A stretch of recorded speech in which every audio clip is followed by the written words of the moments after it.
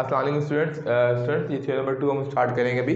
ठीक है, theorem number 1 में हमने ये पढ़ा था कि जब हम एक लाइन पे जब राइट बाइसेक्टर ड्रॉ करेंगे तो वो उस लाइन सेगमेंट पे राइट बाइसेक्टर ड्रॉ करेंगे तो उस लाइन के एंड पॉइंट से जो उनका डिस्टेंस होगा राइट बाइसेक्टर का वो इक्वल डिस्टेंस होगा। ठीक है ना, वो इक्वल डिस्टेंस कहलाएगा। तो हमारे पास राइट बाइसेक्टर हो गया। ठीक है, जैसे यही लिखा हुआ भी है, any point equal distance from and point of a line segment. कोई भी इक्वल डिस्टेंस जो एनी पॉइंट कोई भी पॉइंट लो जो इक्वल डिस्टेंस हो एंड पॉइंट से लाइन सेगमेंट के, वो कहलाएगा वो राइट बाइसेक्टर पे ही बनेगा। किसे बनेगा? Is on right bisector of 8, वो उसका राइट बाइसेक्टर ही कहलाएगा। सर यहाँ पे ओ पे हमारे पास बन रहा है। ठीक है, अब आप ये देखेंगे गिवन क्या आपके पास A and B are two fix points and P is a moving point such that P A congruent है पी बी के। सही है। ठीक है, तो ए और बी जो है वो क्या है, दो तो आपके पास फिक्स पॉइंट्स हैं। ठीक है, जबकि पी जो है वो है हमारा मूविंग पॉइंट। पी को हमारा मूविंग पॉइंट बताया लास्ट क्लास में बताया, पी आर्बिट्री होता है, वो आप कहीं भी आप इस्तेमाल कर सकते हैं, उसके लिए कोई फिक्स जगह नहीं होती है। ठीक है, तो पी हमारा मूविंग पॉइंट है सच दैट पी ए क्या है, कॉन्ग्रुएंट है किसके? पी बी के। पी से ए कॉन्ग्रुएंट है किसके? पी से पी के। ठीक है, ये हमारे गिवन कंडीशंस के अंदर है। टू प्रूफ क्या करना है हमको? P lies on the right bisector of A B. P ये करेगा, वो लाई करेगा किस पे? राइट बाइसेक्टर ऑफ ए और बी के। ठीक है ना, पी जो है लाई करेगा किसके? Right bisector of A and B के। पी इनको राइट बाइसेक्टर पे, इनके राइट बाइसेक्टर पे लाई करेगा। सही।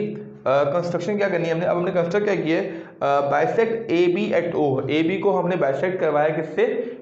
एट ओ पे। ओ पे हमने बाइसेक्ट करवाया, मतलब हमने एक राइट बाइसेक्टर ड्रॉ किया जिसकी वजह से ए और बी जो बाइसेक्ट हो जाए किससे? ओ से। ठीक है, ज्वाइन पॉइंट पी एंड ओ, फिर पी से ओ का पॉइंट हमने ज्वाइन करवाया यहाँ पे।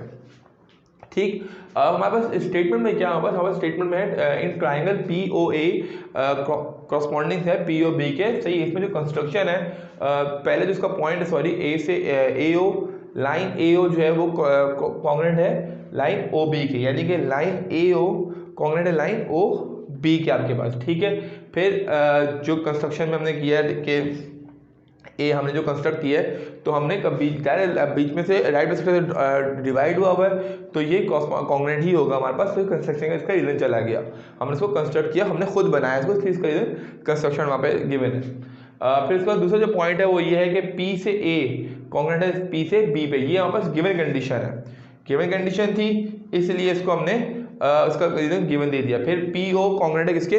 पी ओ के। तो पी ओ कॉन्ग्रुएंट है किसके? पी ओ के, तो कॉमन है, कॉमन पॉइंट पे, इसलिए हमने उसको कॉमन पॉइंट कह दिया। तो हम ये कह सकते हैं कि सिंस पी ओ ए कॉन्ग्रुएंट है पी ओ पी के, यानी कि पी ओ ए कॉन्ग्रुएंट है पी ओ बी के। क्यों? कि हमारे पास साइड पॉस्टुलेट्स हो गए, यानी कि हमारे पास तीनों साइड की कंडीशन को सेटिस्फाई कर दिया। ट्राइंगल में ये तो आपके पास जो कंडीशन होती है ना वो उस तरह सेटिस्फाई होती है, तो साइड पॉस्टुलेट से होंगी, साइड एंगल पॉस्टुलेट से होंगी, साइड एंगल पॉस्टुलेट से होंगी। ठीक है, एंगल पॉस्टुलेट से होंगी। ठीक है, फिर एंगल 1 कॉन्ग्रुएंट है किसके? एंगल 2 के। ये बात है कॉन्ग्रुएंस ऑफ ट्राइंगल। अगर ट्राइंगल कॉन्ग्रुएंस है तो हम ये मान के चलते हैं कि भाई एंगल 1 भी जो होगा वो क्या होगा? कॉन्ग्रुएंट होगा एंगल 2 के। But angle 1 and 2 are supplementary angle. Supplementary angle कौन से होते हैं? कोई भी दो एंगल जिनका सम 180 डिग्री हो, जिनका सम क्या होता कितना हो?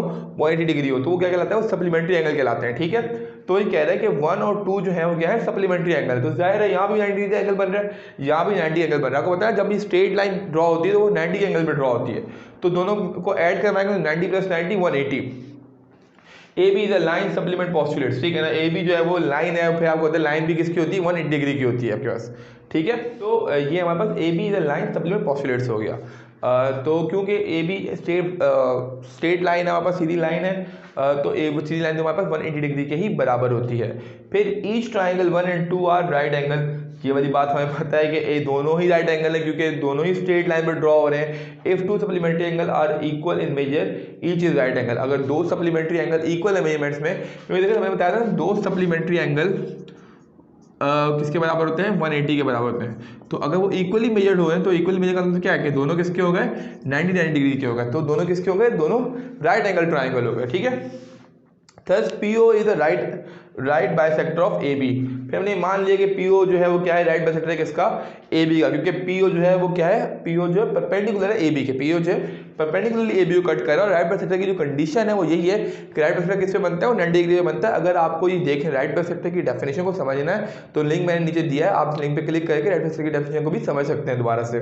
ठीक है, फिर आपके पास जो है ए ओ कॉन्ग्रुएंट है किसके? बी ओ के। फिर आपका क्या है कि ए से ओ जो है वो कॉन्ग्रुएंट है बी से ओ के, यानी कि कंडीशन वही होगी कि दर बीच में से हाफली डिवाइड करवाओगे तो ये दोनों साइड ही बराबर आ जाएंगे, ठीक है।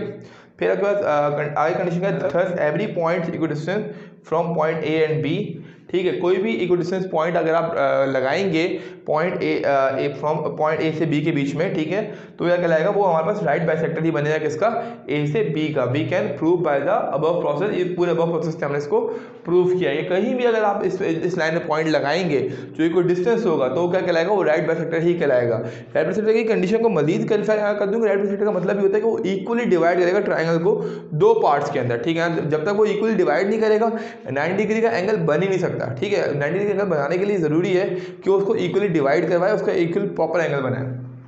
तो यहाँ तक ये चीज़ें हो गई। अगर आपको राइट बाइसेक्टर समझना है तो मैंने लिंक नीचे दिया हुआ है, आप लिंक पे क्लिक करें और राइट बाइसेक्टर समझ लें। और अगर आपको पहला वाला थ्योरम समझना है तो उसका लिंक भी, वो भी उसी लिंक में मौजूद है, आप वो भी समझ सकते हैं। शुक्रिया।